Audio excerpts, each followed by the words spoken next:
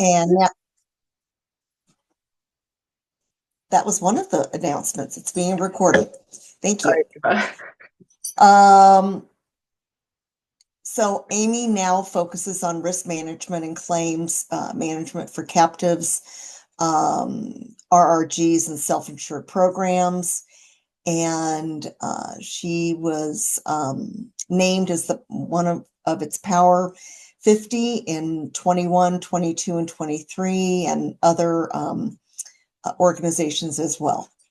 Landon LeBlanc is the Division Director for Security at Virginia Mason, and he's responsible for the physical security master planning and direction for 10 facilities and 300 sites throughout the Pacific Northwest.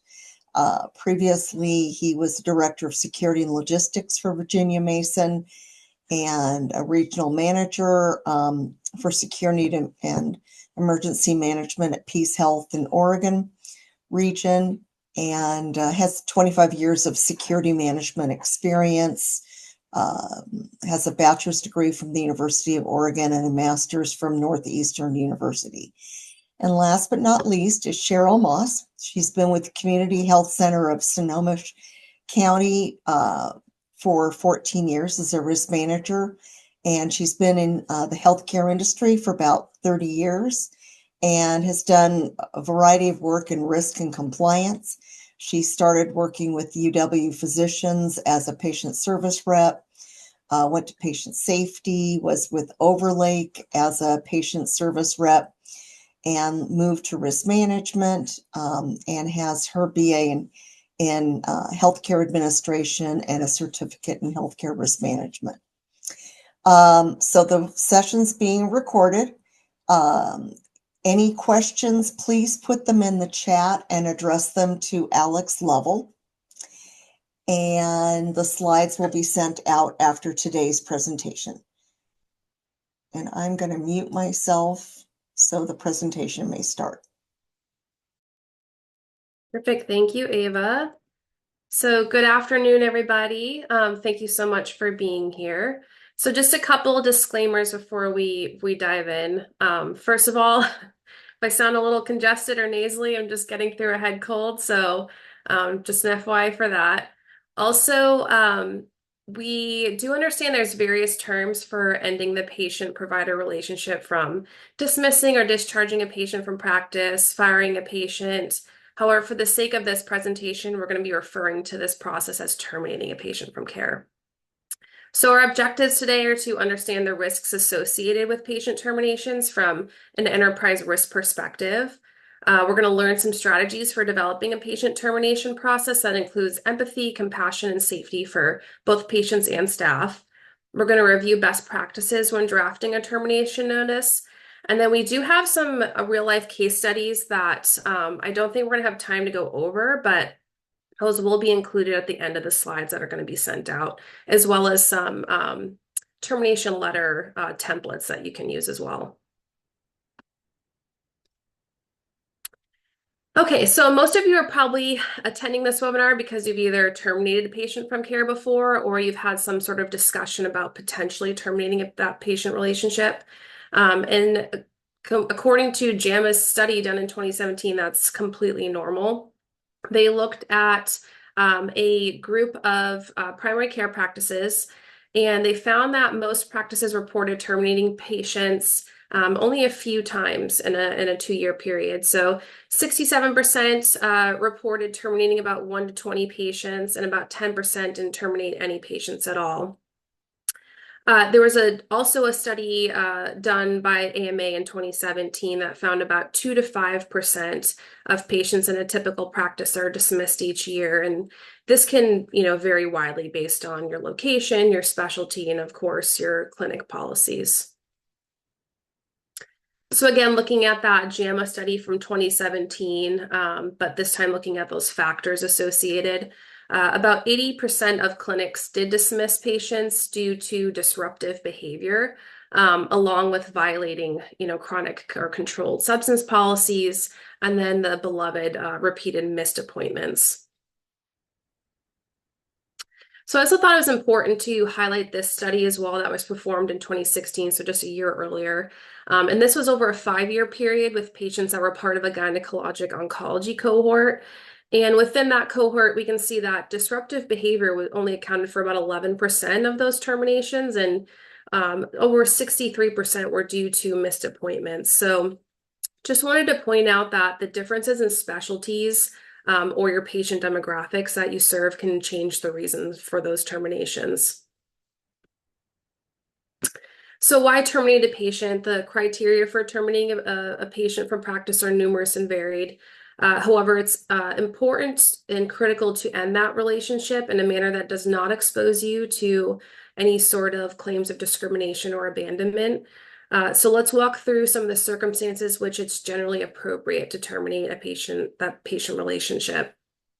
So the first one, we just talked about this, repeatedly missing, canceling, or scheduled appointments. The next is refusing to follow recommended treatment plans. And we have a nice little cartoon here referring to that. So it says, glad to hear my health's improved since my last visit, but to be honest, doc, I never did anything you advised. And the next few bullet points are completely related to that. So refusing to seek specialty referrals or lab tests as ordered, self-discontinuing therapy or medication regimes that were prescribed. So again, all super frustrating things, not only for the physician involved, but can be disruptive to, the patient care relationship and could potentially lead to issues of missed or delayed diagnosis. And then lastly here, consistent failure to pay medical bills. So it can be super disruptive to that billing and collection process. So continuing on with some of those appropriate reasons, non-compliance with operations of the facility or practice. A good example of this, if we all been living it for the past 6 years or so, is following masking policies. Breach of trust, altercation, or falsification of prescriptions or dishonesty. Again, any criminal type acts are grounds for termination. We saw this in the study, violent, aggressive, sexually suggestive, abusive, and threatening behavior. Again, any behavior that's deemed unacceptable or dangerous towards a physician or staff, that's grounds for immediate termination. And we're going to talk a lot more about this later in the presentation. The physician being ill or ending their practice is another common reason, an appropriate reason. And then lastly, initiation of legal proceedings against the physician. And Cheryl, I know you kind of had some thoughts around this as well.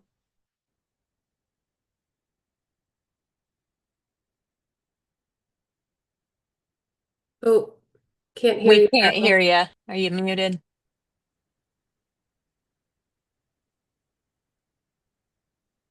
Uh-oh.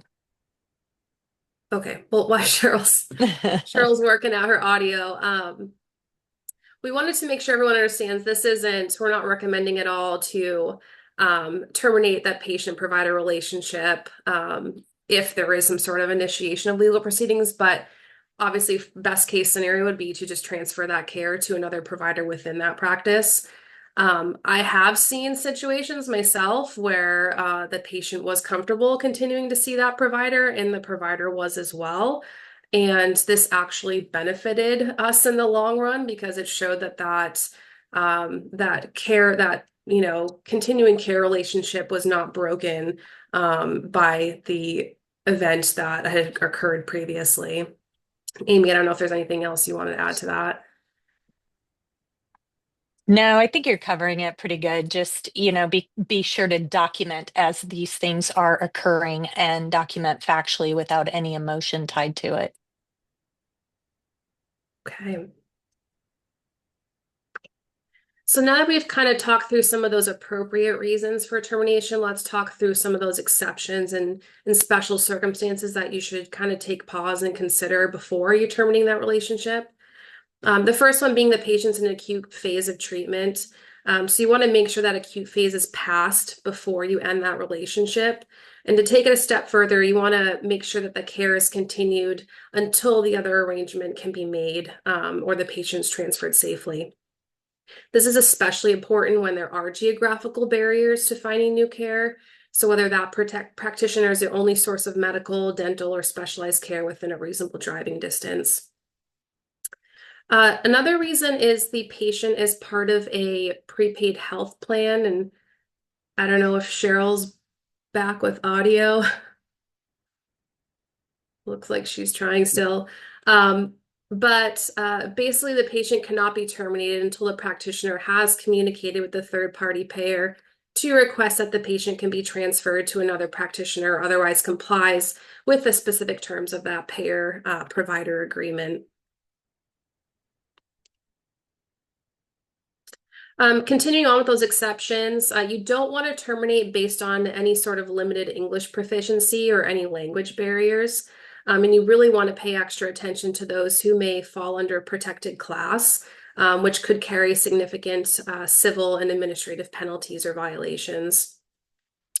And lastly, the existence of a patient's disability cannot be the main reason for terminating the relationship unless that care requires extensive expertise that's outside the practitioner or practice's expertise. So transferring care to a specialist who provides that particular care is a much better and safer approach.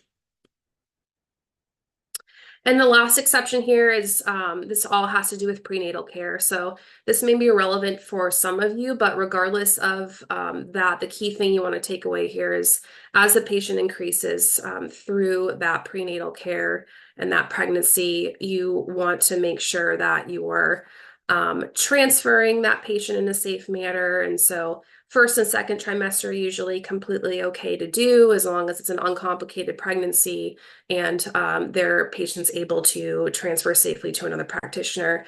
Becomes a little bit more risky in that third trimester, and you really only want to do that under extreme circumstances.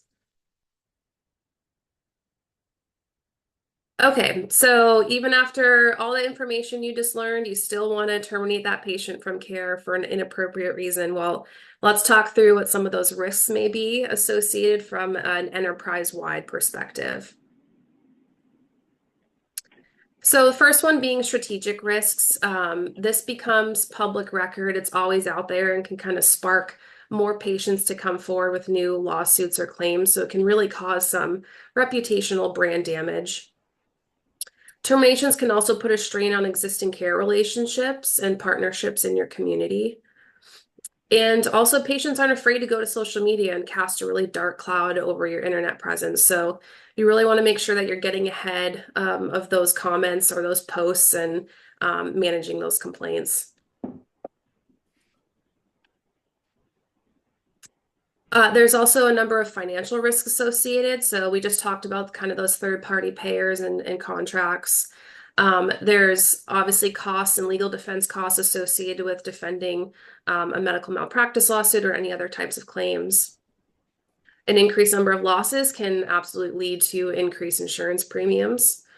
And again, the billing and collection process, definitely want to get ahead, have that patient meet with patient financial services or payment services to see if there's some sort of agreement that can be worked out to make sure that there is some stream of that billing and payments coming in.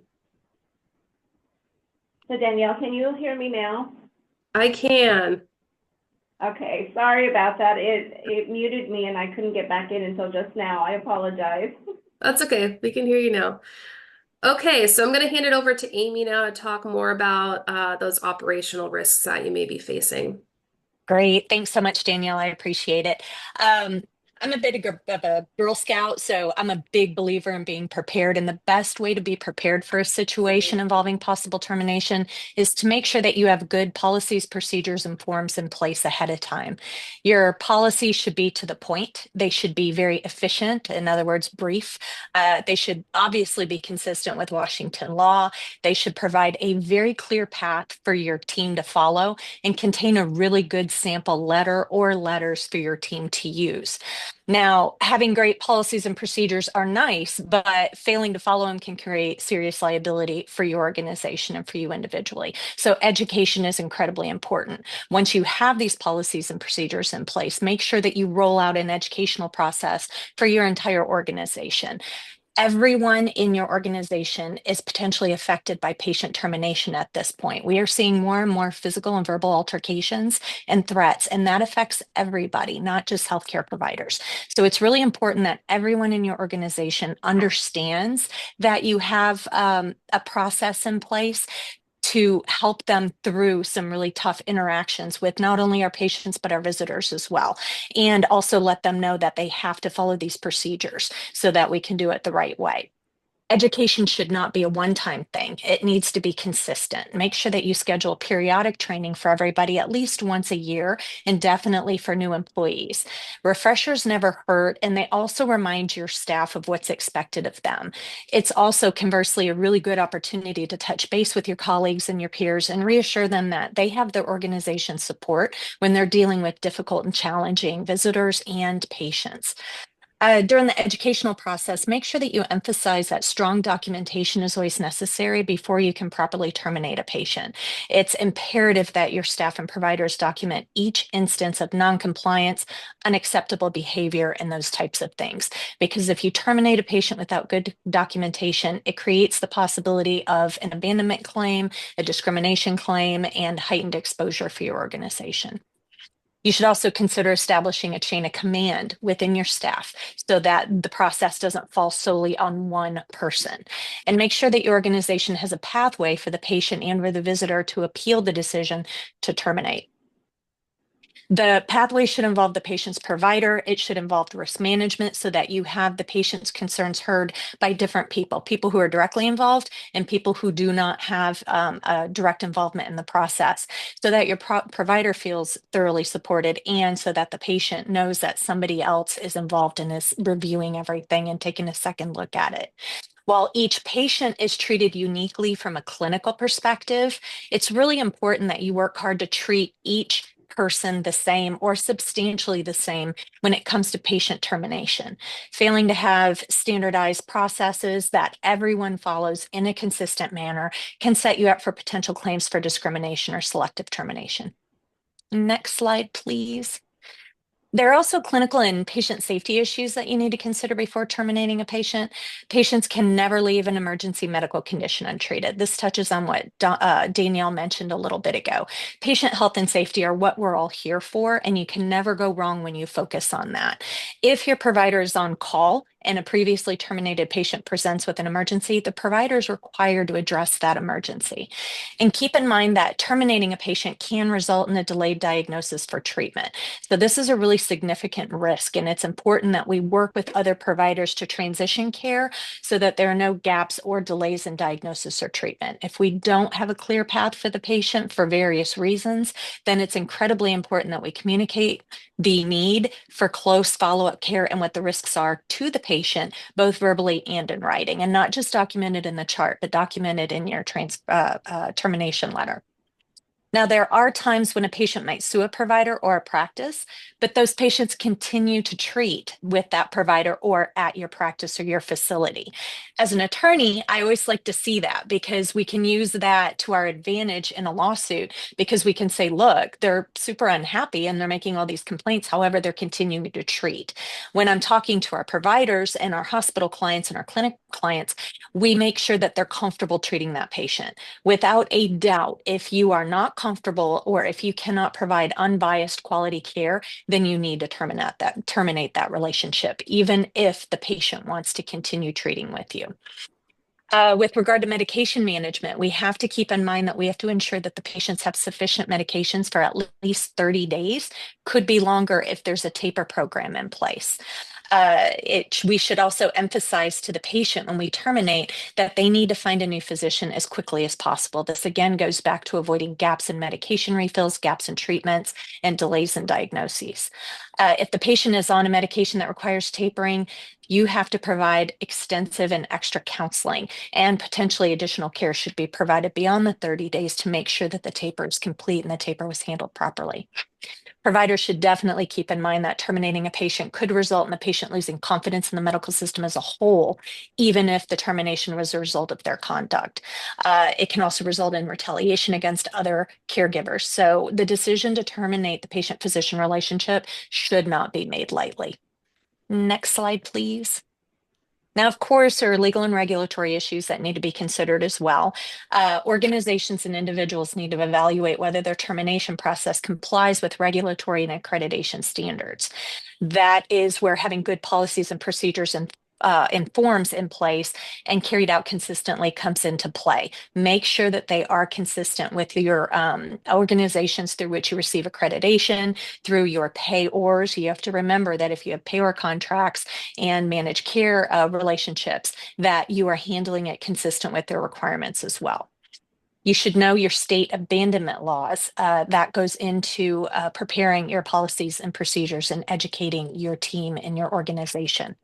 Making sure that you manage your expectation or communicate and manage expectations. You complete courses of treatment, provide at least the 30 days of medications, and document the patient's chart really well will definitely help you prevent abandonment claims.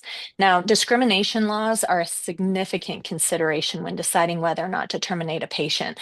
For those of you who are involved in litigation, you're probably seeing an increase in allegations of violations of the Washington law against discrimination statute. We're seeing it quite a bit in most of our cases these days. It's unfortunate. It creates a presumptive standard, and then it also allows for a punitive effect. So be really aware of that. Excellent documentation and following your policies and procedures in a consistent manner definitely help avoid and help us defend against discrimination claims. It's also important to consider accepting patients who've been previously terminated, because not only are you terminating, but you're also in a position where you're going to receive new patients who had previously been terminated from other facilities. Discuss clear expectations with these patients and treat them like any other patient. Give them a new and fresh opportunity to prove themselves and to comply with expectations. Now, ethics are always a big consideration. Medical providers are obligated to act ethically in all aspects of their practice, including when they're contemplating terminating a patient. It actually boils down to a really pretty simple concept. Just be a good human. Try to think beyond how that person is acting, because I know and I understand it's really easy to get caught up in this person is verbally or verbally abusive and is really nasty, is not compliant, doesn't want to work with us. Try to get beyond the how they're acting and try to figure out why they're acting a certain way, and then try to work with them to address it. A lot of times that can fix a situation, or at least it can help the patient feel like maybe they're being understood. Sometimes personality and gender become an issue, so consider finding another provider within the same practice to take over that patient's care who maybe fits that person's demographic or cultural preference. However, it's a fine line between changing providers within the practice and dumping a challenging patient on a colleague. Dumping doesn't bode well for the patient and definitely doesn't help your relationship with your colleagues. So think twice about that. But make good faith attempts to accommodate patients. And it goes a long way toward justifying the termination process when you finally get to that point. And it also helps us defend the care and the decision to terminate if a lawsuit is filed. So next, Landon is going to discuss the toll that challenging patients can take on organizations. Landon? Hi, good afternoon, everybody. I'll now discuss the risks and considerations as it relates to your respective teams with regard to the human capital element. So the termination of the patient-provider relationship is typically done as a last resort. And of course, as we've heard, after much discernment. At times, terminations are uncomfortable. They're contrary to why practitioners and providers enter the medical discipline. And in some cases, unfortunately, these situations can become confrontational. So the termination of the patient-provider relationship, can create extremely difficult situations and stressful environments for our providers and staff. And these situations and ultimately the events where the violence is perpetrated on staff can lead to injuries, which can have severe downstream impact on an elevation in workers' compensation claims, potential exposure of your organization to EPL claims, and also potential violations outlined in the general duty clause requiring employers to provide a safe working environment. And as we know, constant victimization of subsequent fear for further violence if unaddressed, will negatively impact employee morale, which may lead to turnover, retention, and of course, staffing issues at your respective locations. So organizational leadership should work to champion a culture of safety and proactively create a safe and therapeutic environment for staff. Staff and providers should work to ensure employees feel empowered to hold conversations, address behaviors on the front end, or at least at the earliest signs of poor or concerning behavior. Additionally, providers are very much key to the overarching process and should actively work for their employees and advocate for their employees and peers and hold the patients accountable for concerning, threatening, or intimidating behaviors toward our providers and staff within the health center, and then, of course, elevate concerns accordingly. Next slide, please. So disruptive behavior in this instance is broadly defined as patient behavior that has or could jeopardize the health and safety of others. Additionally, it's behavior that impedes the ability to provide healthcare or impacts normal business operations. For example, these behaviors can include threatening, profane, sexual, or offensive comments and gestures, and in some instances, violence or aggression. Confronting behaviors is, of course, very challenging. However, some guidelines for staff on how to handle difficult patients can include, on the front end, establishing a no tolerance policy of workplace violence and policy on management of aggressive behaviors. Staff should be coached and trained to refer back to these policies in an effort to standardize the approaches to address these behaviors. Organizations should incorporate and participate in mandated staff de-escalation training across the patient care continuum. There are a multitude of great off-the-shelf of aggressive behaviors curriculum for providers such as Evade, CPI, MOAB. However, one of the things that I've seen over the course of my career is that providers complete the compulsory online training, right? But not necessarily the in-person training due to busy schedules, full caseloads, etc. So de-escalation and particularly instructor facilitated training is key and ultimately empowering for our staff, and should be very much included in the instruction. So comprehensive training will enable staff to recognize signs of escalation and triggers that can start with the disruptive behavior. It's also recommended that organizations establish behavioral expectations at the front door and throughout the clinic and on units with signage, posters, and I've even seen them on monitors at a handful of facilities as well. And while we know signage will keep an honest person honest, it affords something tangible for staff to point back to as behaviors escalate. And it'll help with your team members having these discussions with their patients, and in some instances, unfortunately, with staff. So some verbiage can include, our clinic is a healing environment and to simply treat others with kindness and respect. So throughout our facilities, we've placed these signs, throughout the patient contact, including individuals on our call centers, and of course, individuals with direct or tertiary contact with our patient. And then our signage essentially says we not allow threats or aggression. We have a no tolerance policy for any type of aggression, including abusive language, verbal harassment, sexual language towards others. And again, at my hospitals and clinics, we've included a reference to RCW 9A.36, which of course outlines in Washington State, assaults against nurses and physicians or healthcare providers engaged in the performance of duties is a Class C felony. And again, something tangible to point back to for our staff. So some additional tools include developing behavioral agreements and care plans with the patient at early signs of concerning and untoward or threatening behavior. Proactively developing plans when scheduling known aggressive or disruptive patients, which can include, of course, 2-to-1 staffing, 2-to-1 rooming and staffing requirements, or proactively staging or positioning proprietary or contracted security personnel. Organizations should also work to empower their teams to end appointments or disengage on non-critical bedside care, right? And that's providing another individual who might have a different rapport, a different outcome with that particular patient. So organizations as well should proactively develop to include protocols for group discernment when immediate termination should occur. Proactively develop template letters and other resources such as staff EAP and trespass notices should be done on the front end as well. And finally, to proactively develop safeguards for extreme situations of threats of violence, which can include an escalation process to security for on-unit or included presidents and law enforcement intervention when indicated as well. Next slide, please. So decision to terminate the patient-provider relationship is never an easy decision and should be made with much discernment, as you've heard several times throughout the course of this presentation. That should include input from care providers, risk management, of course, leadership, and safety professionals. It should be the goal to only terminate when the relationship when the patient will not modify the behavior that is disruptive, and that behavior is within the patient control to do so, and of course, keeping in with an ethical guidance. That said, allowing threats or aggression to go unanswered causes staff to feel not supported, fear for their safety, and of course can lead to low morale.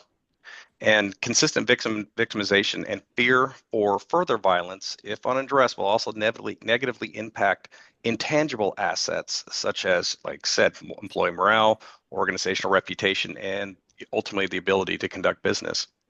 So therefore, it's imperative the policies are in place, training is completed and practiced, and processes are standardized for terminations, including triggers for intervention, post-termination, and to ensure the safety of our providers and staff.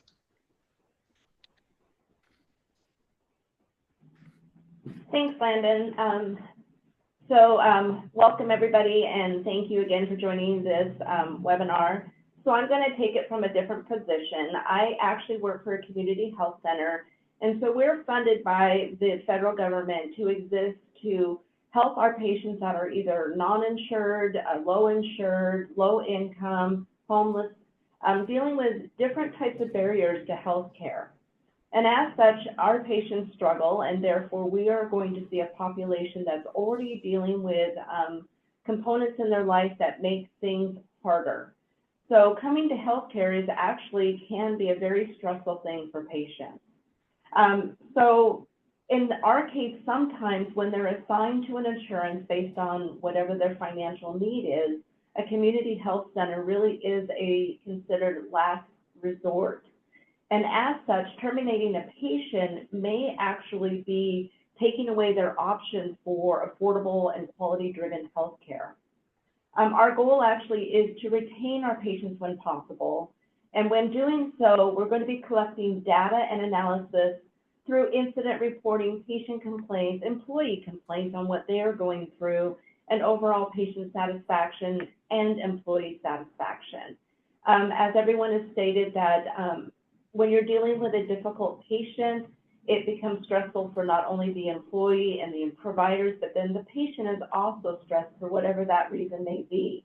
Whether it's a personal barrier, a social deterrent, the outcomes of healthcare then can be impacted in a negative way. So we really want to find that balance between trying to retain our patients as well as helping our employees that are dealing with difficult situations, and trying to find a balance so we're retaining, not terminating, unless it's absolutely necessary. We have a team that's actually dedicated to look at the data analysis to determine how much are we receiving behavioral complaints of our patients. That team includes providers, it's managers, it's security. We have behavioral health. And our strategy is to develop a plan to retain patients and work towards the next appointment being a new day, new times, and not assuming that every time the patient comes in, it's going to be a bad behavior. But when it is, then we do have to look at what steps can we take as an organization to either one, continue forward with that care or make that determination if it needs to be terminated. Next slide, please. So patient rights and responsibilities is a good place to start, and where we like to go back and look. Healthcare professionals recognize that each patient is different, and that patient's right and responsibilities may not always be understood, that form that we create, for a variety of reasons, whether it be educational, limited English speaking. There are barriers sometimes to understanding what our documents actually mean when we're handing them to patients. But the patient rights and responsibilities should be the expectation for both the healthcare team and the patient, so that during care, we're expecting to have a good, respectful relationship, an open communication relationship, decision-making about healthcare. And when that doesn't happen, being able to point to a document that actually has this information in it. There's a lot of times that I've used this tool when we have a situation arise where a patient has bad behavior and the employee and staff are at a loss of what to do.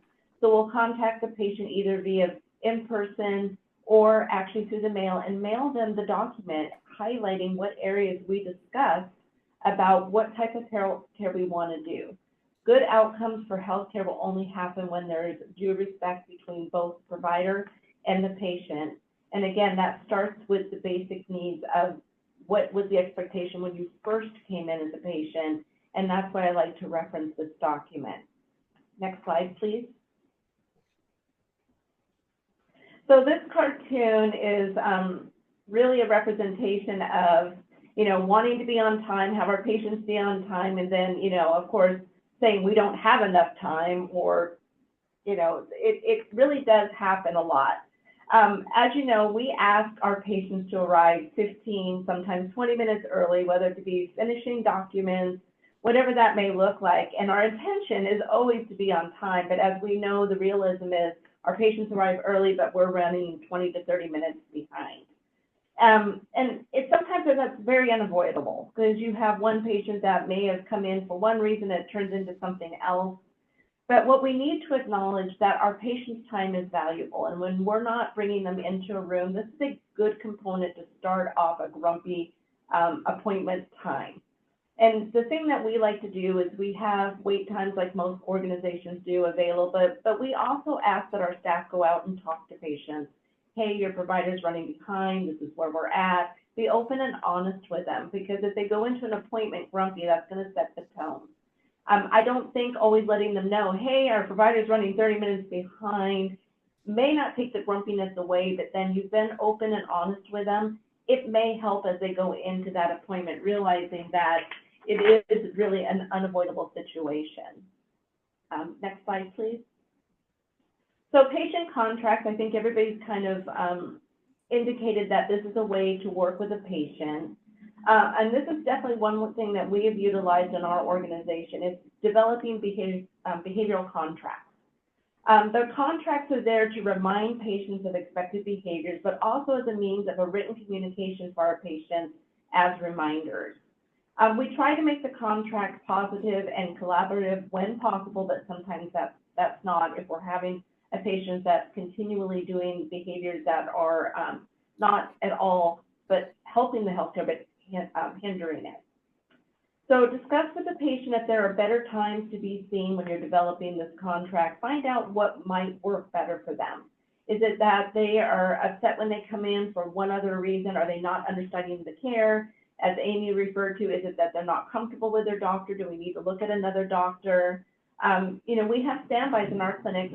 We have security all over our clinics.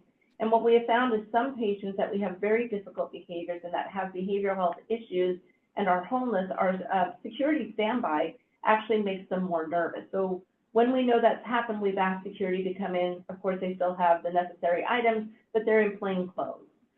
We try to take into all consideration what our patients are looking at, and then we build this contract around that. One thing, we have patients that arrive late, but that's not always because they're late. It's because they rely on public transportation, they rely on Ubers, they rely on whatever that may be, and understanding that while we have policies about late patient arrivals, take into consideration what might be causing that, and then work with them to, hey, take an earlier bus. Let's see if we can get an earlier Uber. Explain to them that the next patient, because you're running late, and how that trickle-down effect really does compact the whole day. By giving them this contract, next slide, please. So continuing on with the contracts, other items to consider is, what are you naming your contract? I know it sounds silly, but even just a positive name for a contract may be a better way for a patient to accept it. By naming it behavior pathways or something that doesn't even have the word behavior in it, might impress the patient to say, oh, they're just trying to work with me. Other factors to consider is what is the patient literacy and what do you have your documents and policies for patients written in, what language level. In our case, we try to make things that are 4th grade and higher. We don't try to immediately go for that high level college education, but rather look at our documents, are they meeting a 4th grade level, and very short and sweet. We don't want the bullets in the contract to be long where patients can't understand it, just to the point and to the factor.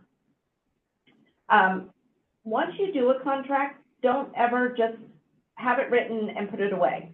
You want to touch base at the 90 days, 6 months, and 12 months with the patient.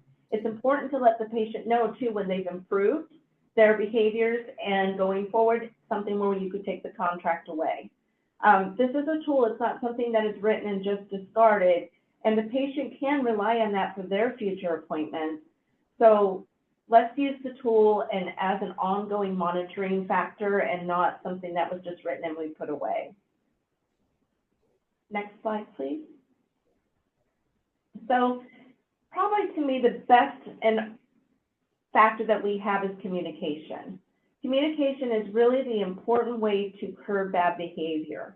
Inappropriate behavior should be addressed immediately. If we're not addressing it immediately, then the patient's coming in 2 weeks later and you're like, oh, by the way, what happened a month ago, they're not going to understand it, they're not going to remember it, and they're probably going to deny the behavior happened. Conversations should be direct and to the point when you're talking with a patient about the behavior. Explain to them ongoing behavior expectations, explain how staff are feeling, and what that can do to the overall health care need if we're not going to meet that, if people are nervous and scared every time the patient comes in. Discuss barriers. What is happening? I've notated this a number of times because in our circumstance, we do have patients that have a lot of barriers. They have a lot of needs. So we really do take that into consideration before we move to termination. However, as we've all stated, there are going to be times that that termination process is the only way that that's going to happen. However, a patient should never have been communicated to, and that termination should never be a surprise. The only way it should be a surprise is if it's something that happened the day of that was extreme, such as a violent behavior, threats, etc., that you're doing an immediate termination. But really, if the patient's behavior has been ongoing, the communication should be ongoing as well. And termination, again, last factor, but if it does have to occur, it should not be a surprise to our patient. Next slide. So this is, I'm turning it back over to Amy. All right, thanks so much, Sherry. So once you've exhausted all of your attempts to preserve the provider-patient relationship, it's time to draft the termination letter. Now, this is where having a really good form is important because every state requires that termination letters contain certain information. Letters should always contain the following: the reasons for termination, be specific about the behavior, if there are quoted threats, that type of thing. Now, remember, this information that you're putting in here should be supported by written documentation throughout the chart. You can mention the missed appointments, and then also the provider's attempts to develop a plan of care. Again, it should all be supported by documentation in the chart. It needs to state the effective date of the termination. It's generally 30 days from the date of the letter or the date that the patient received the letter. The authorization to transfer medical records. It's always good to attach a copy of a medical authorization for them to fill out and to send back to you so that you can then send the medical records over to the new provider. It should include telephone numbers or references to local physician referral service, local medical societies, or other referral resources whenever possible. If they have insurance or Medicare, Medicaid, you can always refer them to those organizations for references. It should include the date and signature and make sure that it's written in a language that the patient completely understands. It should be sent by every means possible. That includes delivering it to the patient if and when they show up at the office, sent by regular mail, certified mail, return receipt required, requested, secure private email, and the patient portal. There's a good chance that they're going to not want to accept certified mail. So having multiple avenues that you submitted that letter to them by will be very helpful. Next slide, please. And finally, the termination process should be well documented in the patient's chart. With all documentation, it should be objective, factual, and unemotional. Include a brief summary of what happened. It's important that you show that you communicated the terms of the termination with the patient in a manner that they can best receive it. If they're low vision, no vision, cannot read, they speak a language other than English, they have physical or intellectual disabilities that impede their ability to understand what is happening, you have to make sure that you've addressed all of that and communicated that with them in a fashion that they can understand, or their guardian. Attach a copy of the letter to the patient's chart, and if the letter is returned marked undeliverable, put that information in the chart as well, and send another letter through all of the other avenues that I previously mentioned. Next slide, please. This is a summary of the mitigation strategies. This is just kind of wrapping it all up. Develop strong policies, procedures, forms. Educate, educate, educate. Ensure that the patient is medically stable. Pause before you make the decision to terminate the relationship. Work hard to maintain the relationship through alternative care options like changing providers, arranging for travel, accommodating social and cultural needs. Document the chart real time with issues, concerns, and accommodations. Consult with managed care plans. Do not violate any of the contracts or agreements that you have in place. Provide at least 30 days notice, unless of course it's threats of physical harm or violence.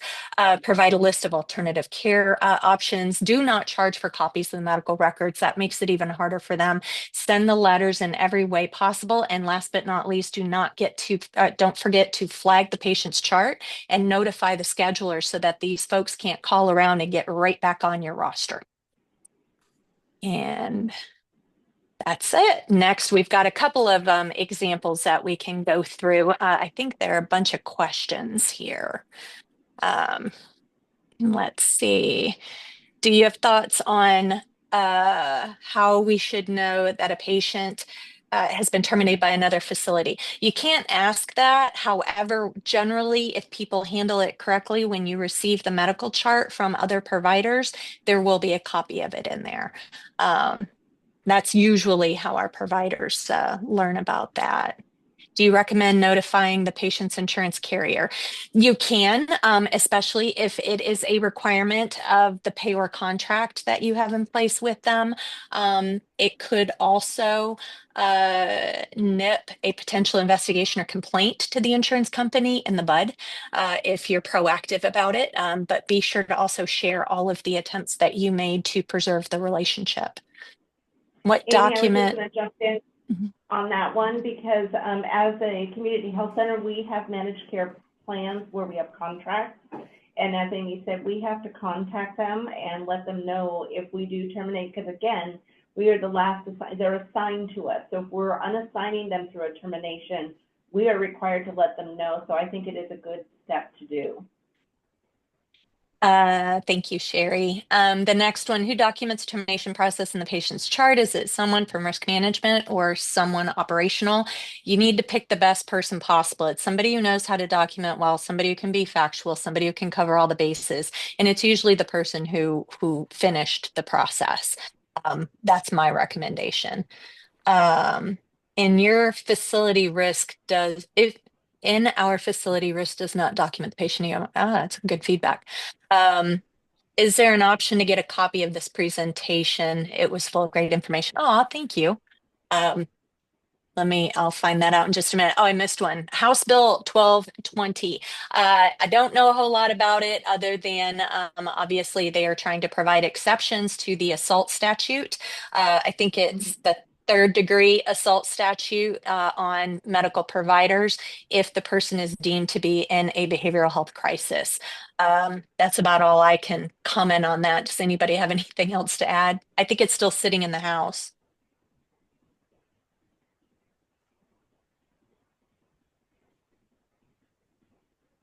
Says this type of process can really only work for clinics, correct? No, it can work in hospitals, it can work in private physician practices. Obviously, if you have violence and aggression issues, we have seen people barred from the ER other than from clear medical emergencies. We have had non-trespass orders on individuals from entire facilities, including the ER, unless it is a true emergency. Um, yeah, we have seen it successful in a hospital setting. Actually, have a new claim in on it where it's interesting in a hospital setting. The claim that I just got in that's incredibly defensible because it was handled very well. This individual was terminated from each different department. They started off, I think, in Ahmed, and then they moved over to orthopedics. They were terminated from each, and then they were in the therapy department, and then eventually because there were so many different groups of providers within this hospital organization that had already terminated the relationship for very similar reasons, documenting overlapping issues and consistent issues. They were finally terminated from the hospital. They filed suit or claim pro se. We don't see any merit to it whatsoever because, like I said, it went on for about a year and a half of this kind of abuse, and it was pretty extensive. And you have numerous providers. There are at least a dozen providers involved in the different departments who all eventually terminated differently from each other. It was not an organized effort until the very end. That's a So great Landon, question. Landon, I know you kind of sit in both of those worlds. So any other thoughts on that? No. So yeah, entirely applicable to both healthcare environments, whether it be ambulatory or certainly in the inpatient setting. The same rules apply. Obviously, there's some nuances to the emergency department in that we have to abide by EMTALA considerations. But that said, generally speaking, the termination process, can occur, like I said, for the specialty settings for ambulatory and some of that crosses into the inpatient environments as well. John, it's a great question. What are your thoughts on how a provider should handle a patient they suspect of not following a care plan, but the patient states they are? I've seen in that situation where the providers say, you know what, you are not getting the response that we would normally see or expect from this form of care plan. We strongly recommend, I'd like to send you out for a second opinion. And, a lot of times that gets them in line because if they go somewhere else and they're hearing the same thing, then that can be supportive of your decision to terminate care. A lot of times we see those patients continue to complain and criticize the providers for not getting good results when the reality is they're not following the care plan. In that situation, when our clients have terminated care, we've helped them draft a letter stating that the very beginning is you've expressed numerous complaints with the care that you're receiving, and we quote some of the complaints and we cite some of the complaints, and then we say, due to your continued dissatisfaction, we think that it's best that we end the relationship. And it's great because it's their dissatisfaction that you're focusing on. And then we encourage them to go see another provider where hopefully they can be happy. But again, in those situations, charting is the absolute best thing you can do. It's like smokers when you tell them not to smoke and they come in smelling of smoke, or their labs clearly reflect that they're still smoking and they say they're not. Just keep charting those things. There was one missed. We've been talking about behavioral health in certain provider situations. Are there any differences or specific points to note about everything we've covered when dealing specifically with a behavioral health provider? I don't think there's really too much difference in that area. I think everything we've covered is for all providers, whether whatever their specialty of care is. I do know that in some circumstances, behavioral health are dealing with patients that have a higher level of types of care that are on something that even like a clinic for us, we would move that patient because they're higher risk. I think, as Amy has stated, documenting everything that you've done, every type of conversation letter, just keeping track of everything you've done as a provider with that patient, regardless of your specialty of care. One thing I'd like to bring your attention to, we're all on high alert for physical violence because it's happening more and more, and it's becoming more and more damaging to our teams and our staff. But don't automatically jump to bad behavior, bad intent when that happens, because we have run into situations where a otherwise normal patient with a normal history of no aggression or no violence has a violent outburst. And there's one in particular, it was after a colonoscopy, and the patient came out just swinging and had a very clear reaction to the anesthetic. Unfortunately, nursing staff jumped on that and called the security staff. Security staff got incredibly aggressive with them. They non-trespassed, and then I ended up being involved in it at that point, and we were able to through the RCA figure out it was a reaction.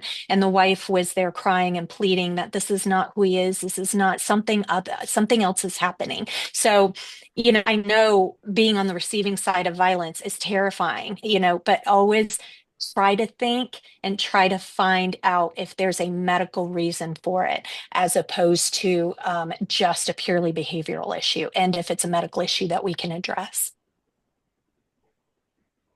That's a good point, Amy, that I just wanted to point out. Sometimes in our staff, the fear levels of our staff are different. I know for my fear level, I don't really have a high fear level, at least I don't feel I do, but I do know our younger staff do have a fear level that is initiated by just somebody maybe using or dropping a cuss word, or they slam their hands down on the counter because they're frustrated, but they're not really trying to be aggressive with the patient. They're just frustrated with the situation. And there's so many times of trying to work with staff to explain the difference between true aggression and frustration.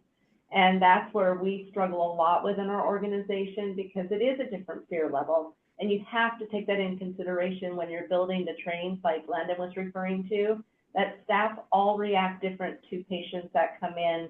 And it's finding that balance where staff can take empowerment to say, okay, I understand you're frustrated. You're not truly scaring me, but let's talk through what's happening. Sometimes you can, sometimes you can't. And Landon's referenced a great signage. I know VM has good signage on all of this. So does Fred Hutch.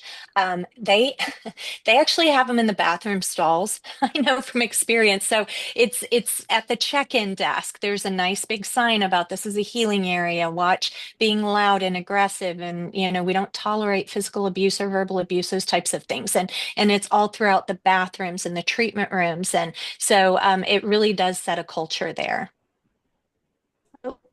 We have a new one. Does anyone have de-escalation training that they would be willing to share? We are hoping to complete an in-person education session. And the same thing can be said with mental health conditions. However, having an understanding of what pre-existing conditions the patients do have and how that may affect them. Well, sorry. Being accepting of that as long as it is not a threat to anyone else. I agree. This happens often with patients who have TBIs and PTSD or some other clinics. If anybody is willing to share their de-escalation training and policies, that would be great. And then also in-person de-escalation is the best. All of our hospitals work really hard to try to make it in person. You really can't experience the de-escalation process by Zoom. It needs to be in person. And thanks for sharing. You mentioned Evade, CPI. What are some other ones you mentioned? Evade, CPI, and Moab, but they're really good curriculum, and each one's a little bit different, but really it's kind of human psychology. It's kind of operating from the same playbook. I would recommend any one of those three. Very customized de-escalation training is good as well, but I think the most important thing is, number one, have not only an online module but also an in-person instructor facilitated. And again, that's where the meat and potato comes. There's a tendency to kind of just skip through slides, right, when you have the online module, whereas you can practice and see kind of some of the real-time experiences. And that really is where we get staff empowerment, training, and instruction. And again, I think we heard it during the presentation. It's not just a one and done thing. It needs to be happening every year, particularly with some of the volumes we're seeing throughout the patient care continuum. Yeah, well, I want to jump in and say thank you so much to Cheryl and Amy and Landon and Danielle. That was a great presentation. As covered, we will send out the slide deck afterwards, and the presentation will be available online. So thank you all for joining, and thank you to our speakers for that great presentation. Thank you. We appreciate y'all. Thanks, everyone. Thank you. Have a wonderful day.